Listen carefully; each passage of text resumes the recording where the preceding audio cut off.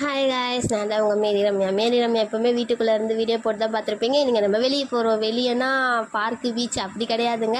ஒரு ஜுவல்ஸ் கடைக்காக போகிறோம். வீட்டில் இருந்து நம்ம நடந்து போனால் ஒரு 1/2 1 ஹவர்க்குள்ளே நம்ம போயிடலாம். நாங்கள் வந்து நடந்தே தான் போகிறோம், வண்டியிலலாம் போகல. ஏன் போகிறோன்னு பார்த்தீங்கன்னா, சின்ன பாப்பாவோட கொலுசு, அருணாக்கொடி, பெரிய பாப்பா கொலுசு எல்லாமே வந்து ரொம்ப பழசாகி டேமேஜ் ஆகிடுச்சு. ஸோ அதை போய்ட்டு இப்போவே மாற்றிட்டு வரலாம் அப்படின்னு சொல்லிட்டு போனோம். போகக்குள்ளே ஆயாவோட ஃபோன் வந்து ரிப்பேர் ஆகிடுச்சு, தண்ணி பட்டு ஆனே ஆகலை. சரி, அதை கடையில் கொடுத்துட்டு போகலாம் அப்படின்னு சொன்னாங்க. சரி, நானும் சொன்னேன் சரி கொடுத்துட்டு போகலாம் அப்படின்னு சொல்லிட்டு ஃபோன் கடைக்கு போயாச்சு. குட்டி ஃபோன் தான், ஒரு பட்டன் ஃபோனு. அது வந்து பேட்ரி அப்பப்போ வீக் ஆகிடுது, சார்ஜ் ஏற மாட்டேங்குது. ஆயா கிட்ட சொல்கிறேன் வேறு ஃபோன் வாங்க ஆயான்னு சொல்கிறேன். எனக்கு அது வேறு ஃபோன்லாம் வாங்க மாட்டேன், எனக்கு இந்த ஃபோன் தான் வேணும், நான் வந்து இந்த ஃபோன் சரி பண்ணி வச்சுக்கிறேன் அப்படின்னு சொல்லி கொடுத்துட்டு ஒரு வழியாக நம்ம ஜுவல்ஸ் கடைக்கு வந்து பார்த்தா ஜுவல்ஸ் கடை மூடி இருக்குது.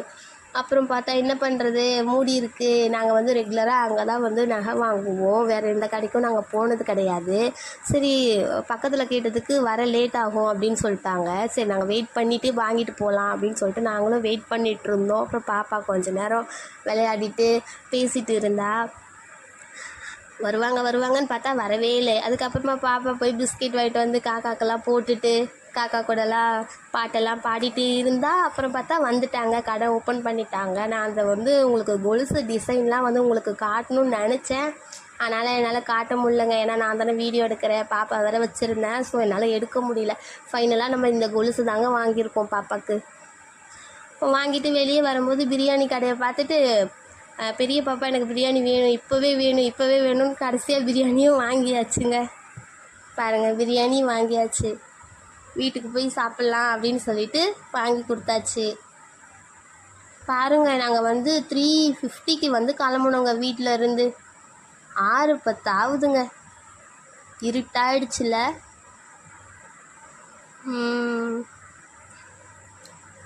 அப்படியே நாங்கள் பொறுமையாக ரிட்டன் கிளம்பிட்டு இருந்தோங்க. வழியில் பார்த்தா ஆட்டோ. அப்புறமா ஒரு வழியாக அப்பாடா ஆட்டோ வந்துடுச்சு, இனிமேல் ஜாலி தான் அப்படின்னு சொல்லிட்டு ஆட்டோவில் ஏறியாச்சுங்க. நம்ம தனியாக இருந்தால் நடந்து போயிடலாம், பாப்பா இருக்குல்ல.